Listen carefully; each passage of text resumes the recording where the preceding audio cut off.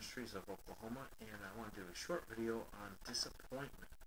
I know a lot of times people start off and they have a goal, there's something that they want to accomplish in their lives, and you realize that after a while that it takes a little bit more effort than you thought.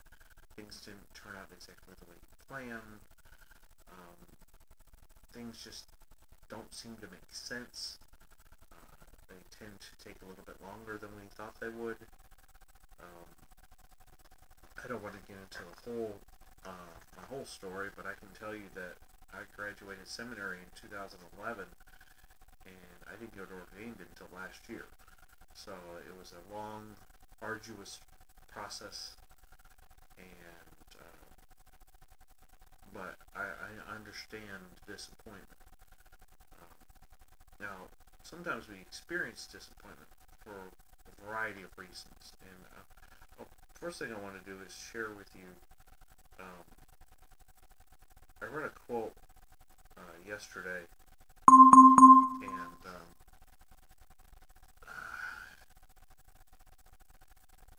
this is kind of the inspiration behind this video. By the way, I did cover this material yesterday, but what I'm trying to do is make a smaller video.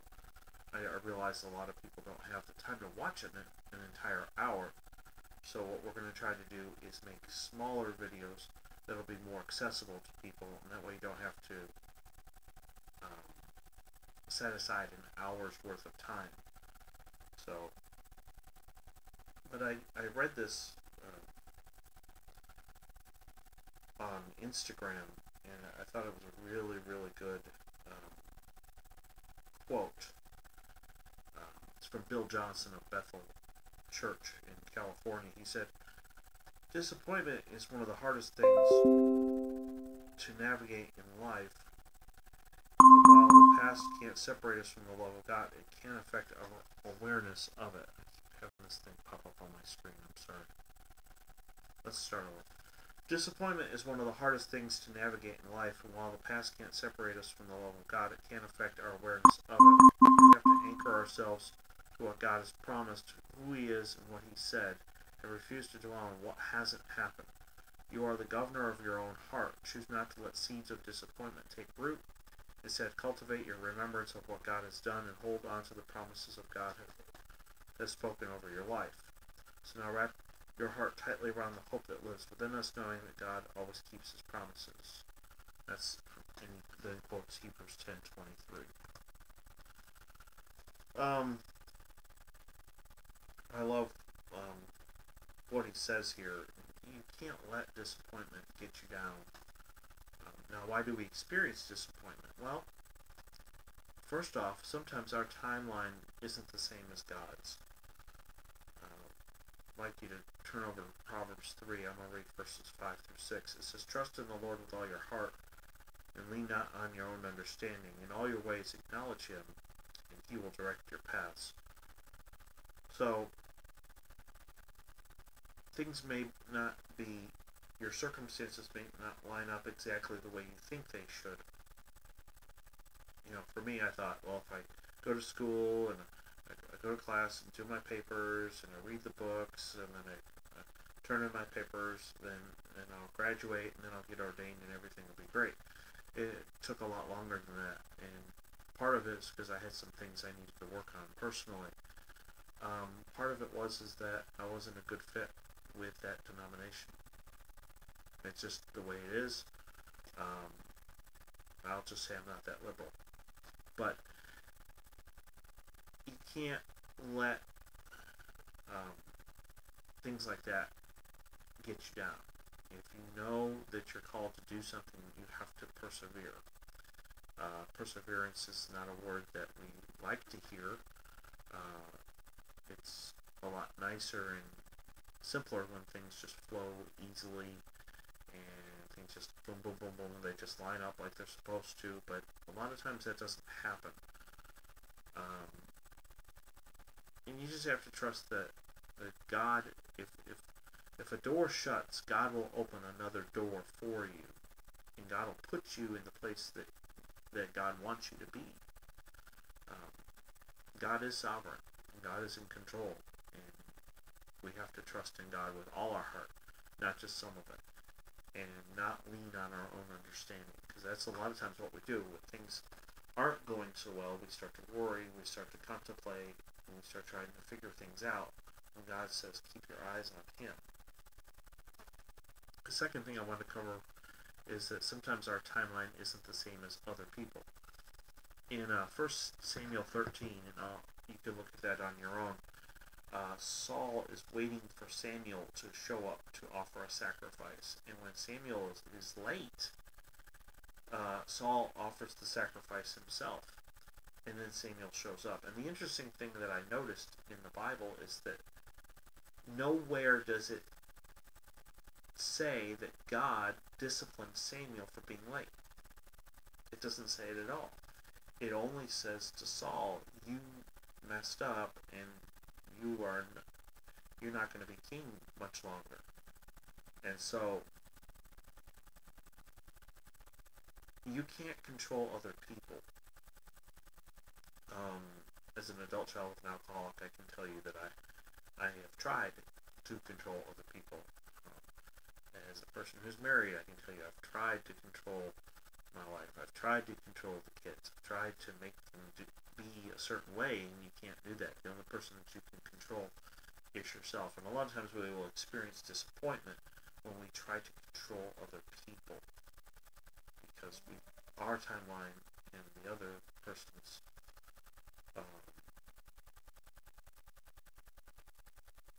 they're not linked up.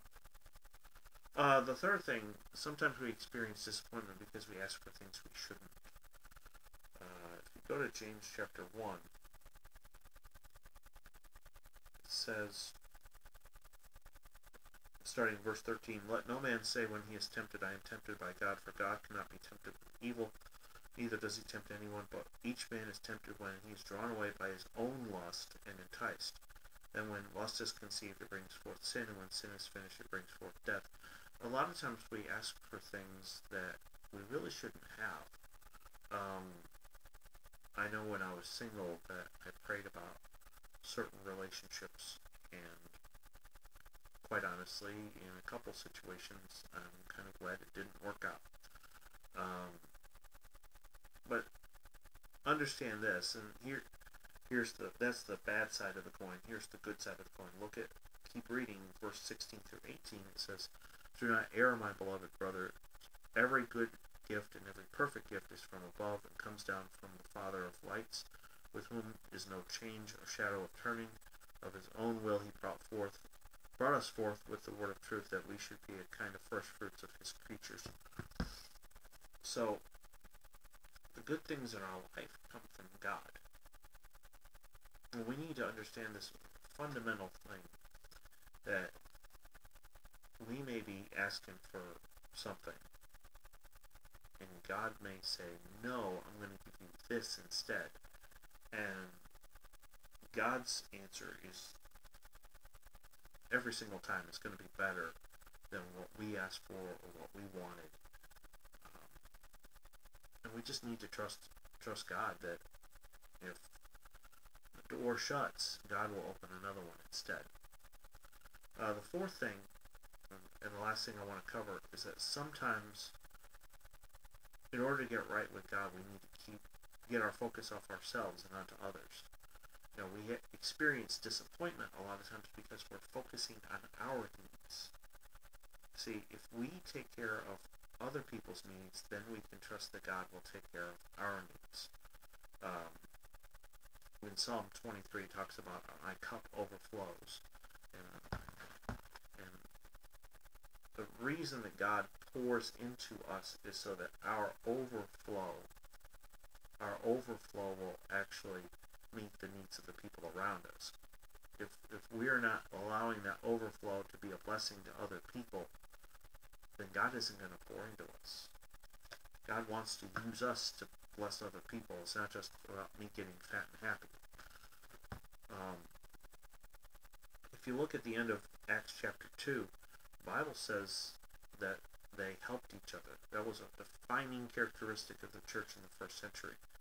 If you look at the end of Acts chapter 4, it says that Barnabas sold his house and gave it to the money to the apostles, and and he was glad to do it. I don't think he did it so he could have his name written in the Bible. He did it because he wanted to be a blessing to other people, and he was more concerned about their needs than he was about his own. Compare and contrast that with Acts chapter 5 with Ananias and Sapphira, who basically said, we're going to sell our home for this much, but we're going to tell the apostles that we only sold it for this much, and we're going to keep the rest. If they had been honest and said, we sold our home, we're going to keep part of it, but we're going to bless the church with the rest of it, I don't think there would have been any problem.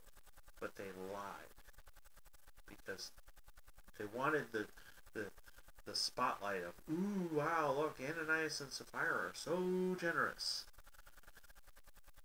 And that's what they wanted more than the concern for others.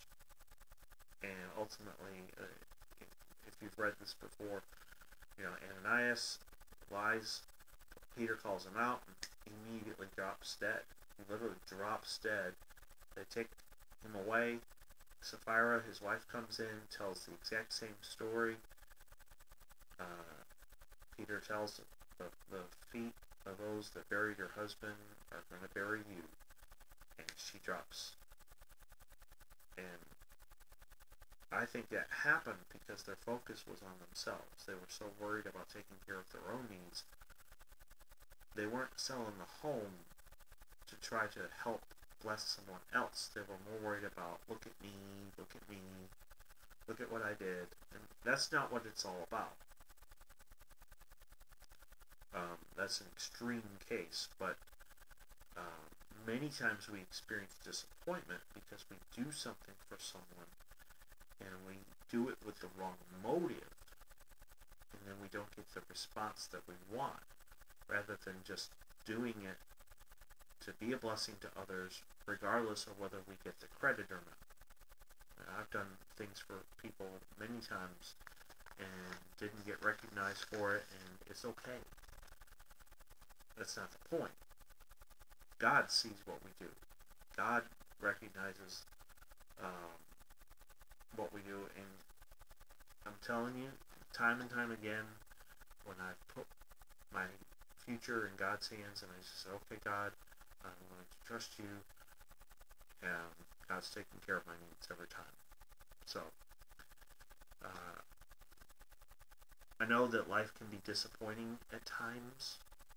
I know that our circumstances don't always line up with the way we think that things should be. But let me ask you this. Are you more interested in seeking God's hand, or are you more interested in seeking God's face? Because I want God's presence in my life.